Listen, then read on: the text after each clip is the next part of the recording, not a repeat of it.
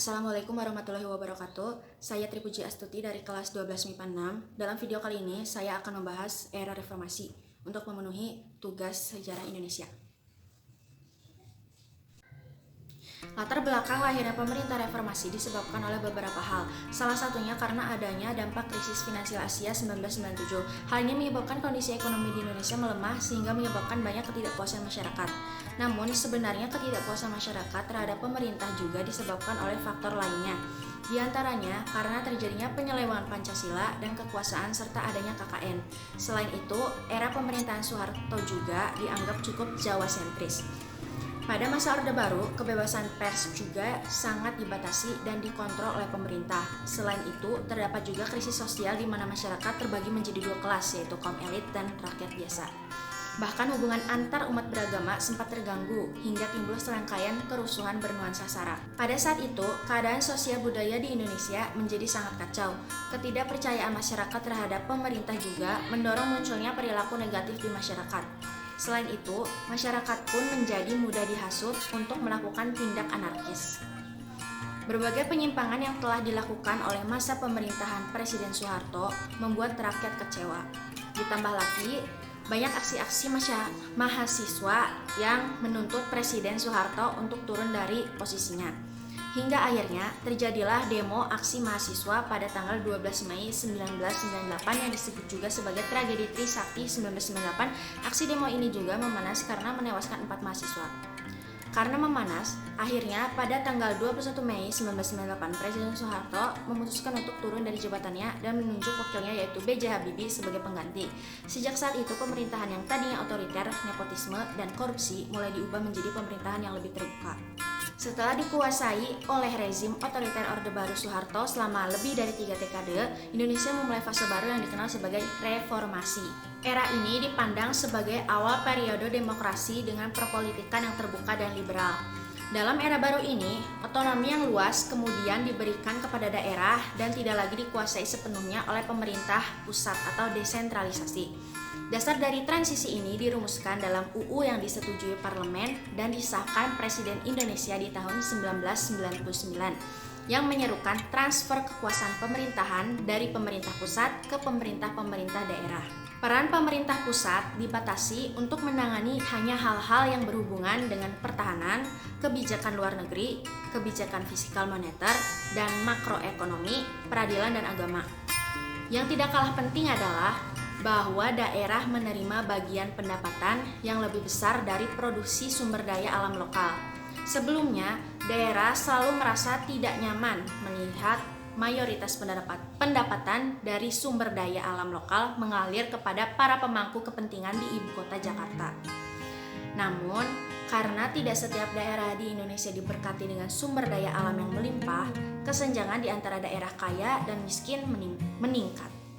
Seiring dengan kekuasaan, korupsi juga terdesentralisasikan ke tingkat daerah. Muncul negara-negara bayangan tempat elit daerah memegang kendali kekuasaan, bisnis, dan aliran dana. Salah satu korban dari era baru ini adalah lingkungan hidup Indonesia. Izin-izin penerbangan dan pertambangan dalam skala besar diberikan oleh otoritas lokal, terutama di pulau-pulau yang kaya sumber daya seperti Sumatera dan Kalimantan, sebagai ganti bayaran uang yang besar. Pemberian izin ini biasanya dilakukan tanpa proses administratif maupun pengawasan yang layak. Sekarang, hampir 20 tahun kemudian, konsekuensi dari tindakan-tindakan ini masih tetap terasa karena sering ada ketidakjelasan tentang ukuran wilayah konsesi karena pemerintahan yang lemah di era pasca Soeharto. Proses desentralisasi juga disertai dengan tindakan-tindakan kekerasan di daerah-daerah di Indonesia. Kekerasan ini terkait kuat dengan aspek etnis atau agama karena munculnya persaingan untuk posisi politik lokal dalam kaitannya dengan kebangkitan identitas daerah. Baharudin Yusuf Habibie adalah wakil presiden selama masa jabatan presiden sebelumnya Soeharto. Dia menggantikan Soeharto pada tahun 1998 ketika Soeharto turun dari kursi kepresidenan. Namun hal ini tidak mengakhiri sistem politik yang telah diterapkan selama Orde Baru. Banyak orang Indonesia sangat mencurigai Habibie karena kedekatannya dengan Soeharto dan fakta bahwa dia adalah pemain penting dalam sistem patronase politik Soeharto. Penolakan Habibie untuk memerintahkan penyelidikan menyeluruh terhadap harta kekayaan Soeharto hanya memperkuat rasa ketidakpercayaan ini. Habibie tidak memiliki pilihan lain selain meluncurkan program-program reformasi.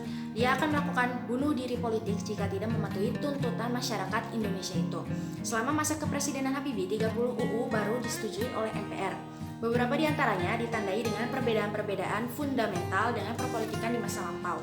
Sejumlah tindakan reformasi penting, di antaranya adalah dimulainya kebebasan pers, yang kedua, pemberian izin pendirian partai-partai politik dan serikat-serikat buruh baru, lalu pembebasan tahanan-tahanan politik, lalu pembatasan masa jabatan presiden menjadi 2 periode 5 tahun, lalu dan yang terakhir, desentralisasi kekuasaan ke daerah.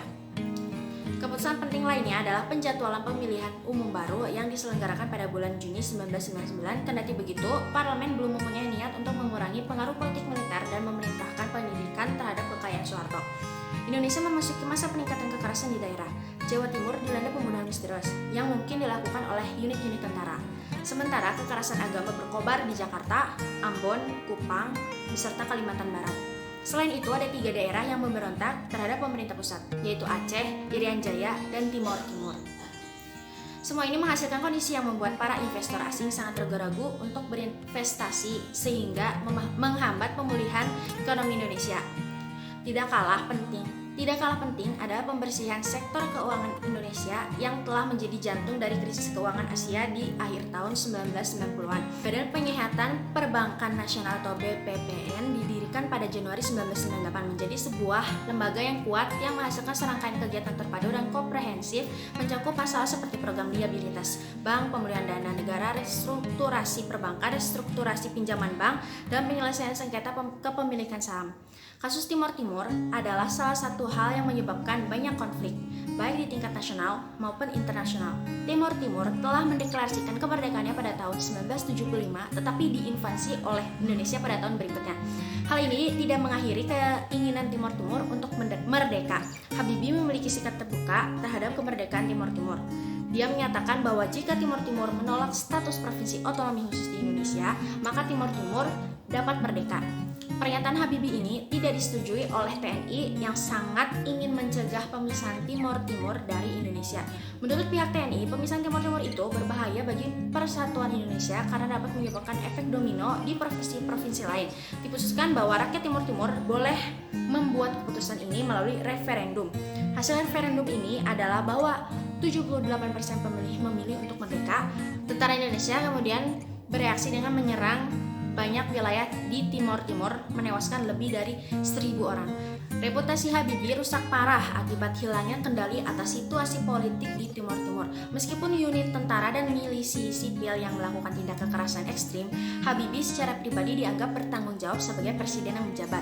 Selain itu, Habibie sendiri dikaitkan dengan skandal korupsi besar yang melibatkan Bank Bali. Bank ini menerima dana dari BPPN untuk rekapitalisasi, tetapi diduga hampir setengah dari dana tersebut digunakan oleh tim kampanye Habibie.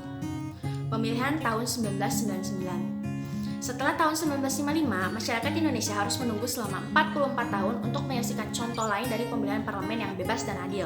Dalam pemilihan umum 1999, masyarakat memilih partai politik, bukan individu. Karena tidak ada batasan untuk pembentukan partai-partai politik sebagai bagian dari program reformasi, Indonesia menyaksikan menjamurnya partai-partai baru.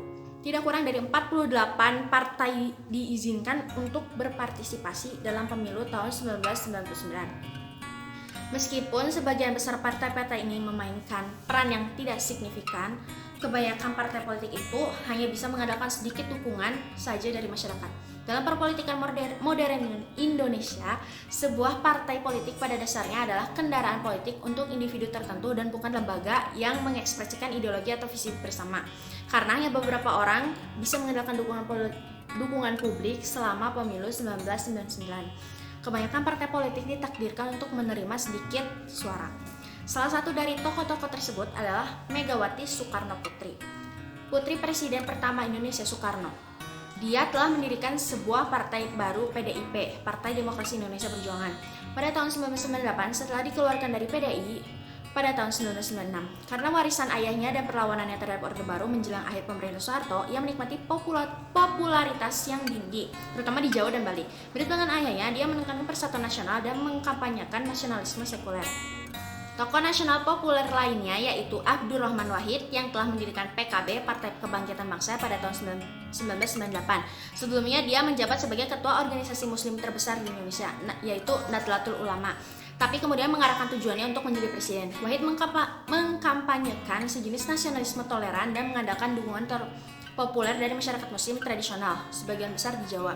Habibie, presiden Indonesia yang menjabat, memiliki ambisi untuk mempertahankan posisinya. Meskipun tidak begitu populer, dia bisa mengklaim bahwa dia telah meluncurkan program reformasi dan bisa mendapatkan keuntungan dari mesin politik Golkar atau golongan karya yang kuat dan yang membentang sampai ke tingkat desa. Terakhir, Amin Rais, tokoh oposisi terhadap Orde Baru Soeharto, bergabung dalam perlombaan dengan Partai Amanat Nasionalnya atau PAN, dan seorang outsider yang patut diperhitungkan. Satu hal yang penting selama pemilu ini adalah bahwa kursi di parlemen akan dibagi dua. Pulau Jawa menerima setengah dari kursi, sementara separuh lainnya dibagi ke pulau-pulau lain. Hal ini dilakukan sebagai langkah untuk mengurangi posisi dominan Jawa dalam perpolitikan nasional.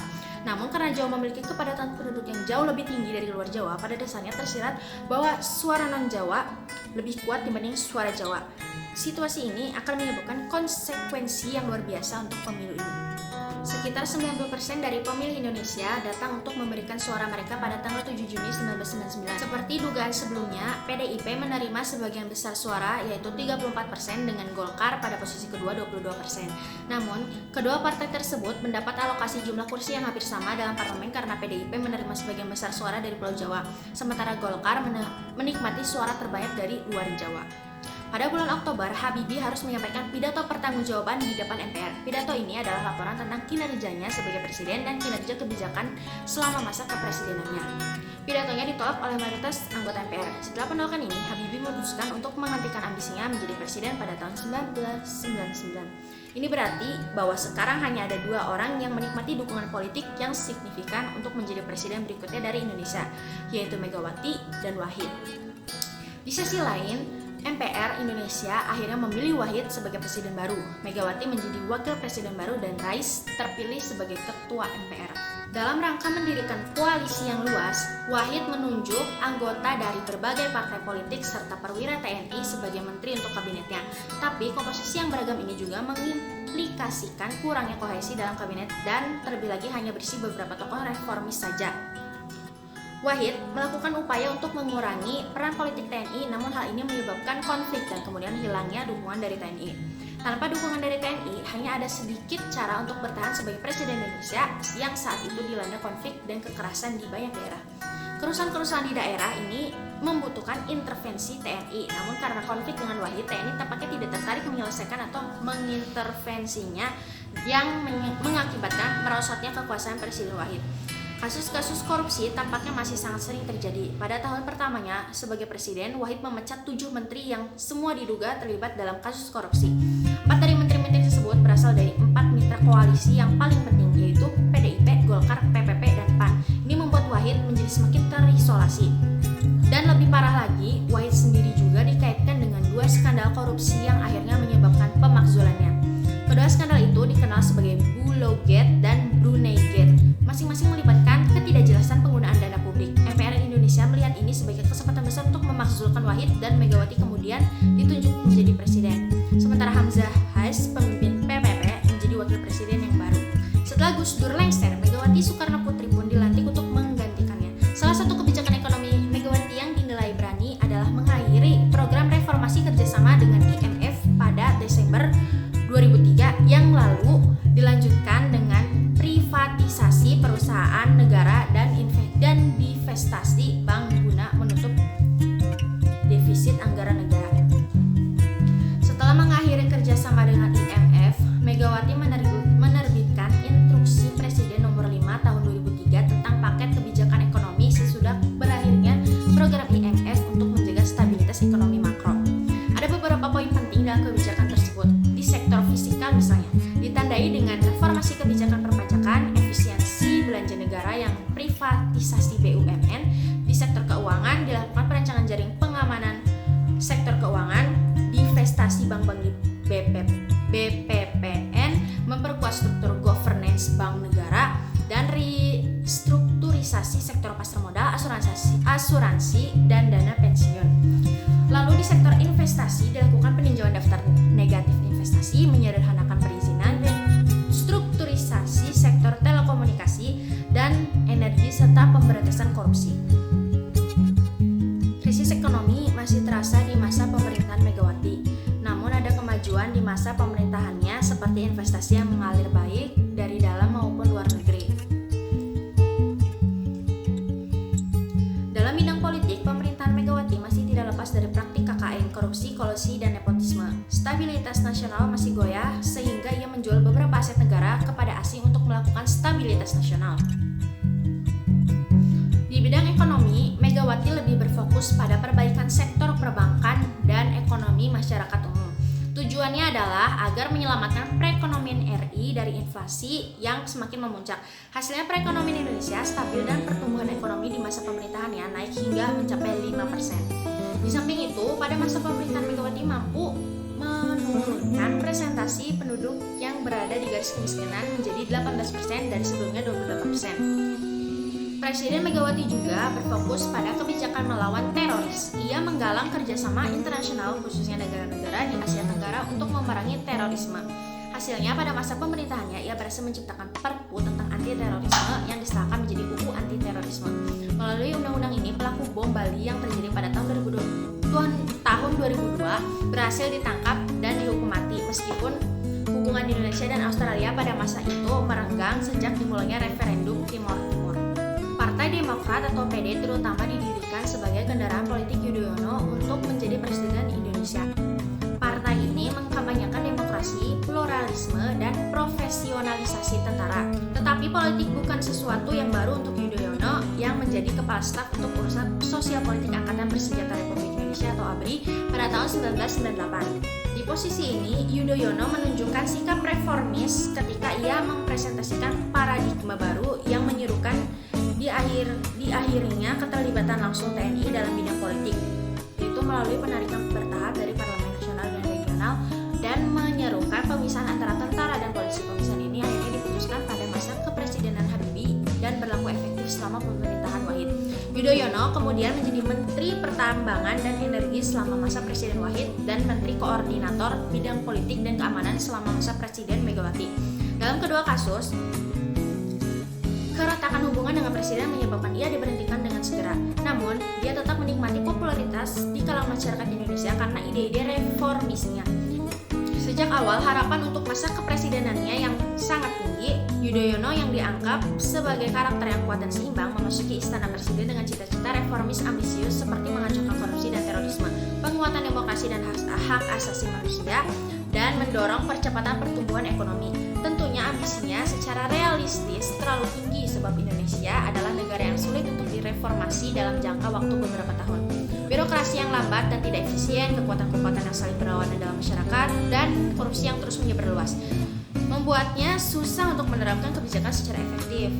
Seperti yang dijanjikan selama periode kampanye, sekitar separuh dari Menteri Kabinet Yudhoyono terdiri dari profesional non-partisan atau teknokrat, terutama pada posisi yang menyangkut ekonomi dalam rangka mendorong profesionalisasi. Kendati kinerja makroekonomi kuat, dukungan rakyat untuk Yudhoyono mulai terkikis. Yudhoyono tidak memenuhi harapan mengenai pemberantasan korupsi yang pernah menjadi slogan kampanye penting dari partainya. Kasus korupsi tingkat tinggi yang melibatkan pejabat-pejabat pemerintahan menjadi berita utama secara rutin. Lebih parah lagi, Partai Demokrat jadi sangat terlibat dalam skandal korupsi ketika beberapa anggotanya, termasuk bendahara Partai Demokrat Muhammad Nazarudin, dituduh dan diadili untuk kasus korupsi Southeast Asian Games 2011. Skandal ini semakin mendekat pada Yudhoyono, sangat merusakkan popularitas Yudhoyono maupun partainya. Menurut opini publik, pada umumnya munculnya kasus-kasus korupsi dalam Partai Demokrat adalah tanda lemahnya kepemimpinan Yudhoyono. Apalagi Yudhoyono juga dianggap bertindak lemah berhubungan dengan hal lain. Banyak orang Indonesia yang pro-reformasi kecewa ketika Yudhoyono tidak mendukung Menteri Keuangan Sri Mulyani Indrawati yang reformasi dan sangat dihormati ketika dia bersama dengan Wakil Presiden Budiono dikritik karena kesalahan penanganan kasus bailout Bank Senturi pada tahun 2008. Kelemahan lain dalam kepemimpinan kepemimpinan Yudhoyono berkaitan dengan kecamannya yang lambat dan tidak meyakinkan terhadap serangan kekerasan pada penganut agama-agama minoritas. Kendati diawali dengan menjanjikan, pemerintahan satu dekade Yudhoyono sekarang dianggap sebagai periode kesempatan-kesempatan yang hilang. Yudhoyono menikmati dukungan besar di parlemen di periode kedua, tetapi dia gagal untuk mendorong reformasi struktural yang sangat dibutuhkan. Di satu sisi, Yudhoyono dikritik karena tidak tegas dan terlalu berusaha untuk berteman dengan semua pihak dan aliran masyarakat, tetapi di sisi lain, gaya kepemimpinannya berhasil meningkatkan stabilitas politik dan ekonomi Indonesia dan karenanya meletakkan dasar yang kuat bagi orang lain untuk membangun negaranya. Presiden Joko Widodo memenangkan 2 periode sebagai presiden, yaitu periode 2014 sampai 2019 dengan wakil Muhammad Yusuf Kalla dan periode 2019 sampai 2023 dengan wakil Ma'ruf Amin. Di bidang politik, pemerintah disebutkan telah memastikan perlindungan dan rasa aman, pemerintahan yang bersih, kemajuan desa dan daerah-daerah pinggiran serta tegaknya sistem hukum. Terpilihnya Indonesia sebagai anggota tidak tetap Dewan Keamanan PBB periode 2019 sampai 2020 disebut sebagai pencapaian dalam politik luar negeri.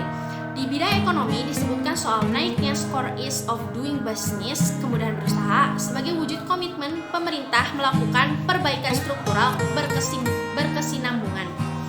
Selain itu, rasio elektrifikasi yang telah mencapai 98,8% sebagai bagian dari program 35.000 MW yang ditargetkan pemerintah untuk disebut sebagai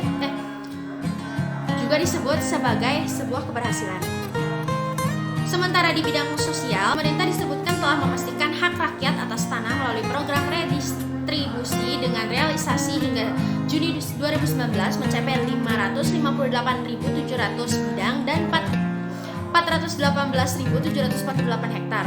Sementara yang paling populer, pemerintah sukses membagikan Kartu Indonesia Pintar kepada 18,9 juta siswa, program Keluarga Harapan sebanyak 10 juta keluarga, dan 96,7 juta orang peserta Kartu Indonesia Sehat. Di balik sejumlah pencapaian di periode pertama, khususnya pembangunan infrastruktur yang patut diacungi jempol, kerja Jokowi JK selama 5 tahun terakhir dinilai masih banyak meninggalkan catatan kegagalan. Ada 4 target ekonomi makro menurut RPJMN 2015 sampai 2019 yang gagal dipenuhi oleh pemerintahan Jokowi JK. Pertama, pertumbuhan ekonomi cenderung stagnan di angka 5% padahal target pertumbuhan ekonomi diharapkan berada pada angka 7 sampai 8%.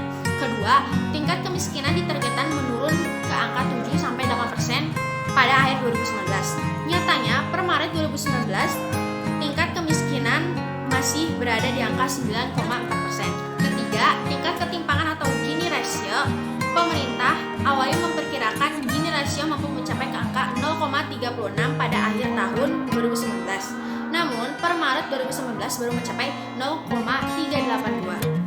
Dan keempat, indeks pembangunan manusia atau IPM, pemerintah awalnya menargetkan IPM bisa mencapai 76,3 poin pada 2019, namun baru mencapai angka 71,3 pada akhir tahun 2018.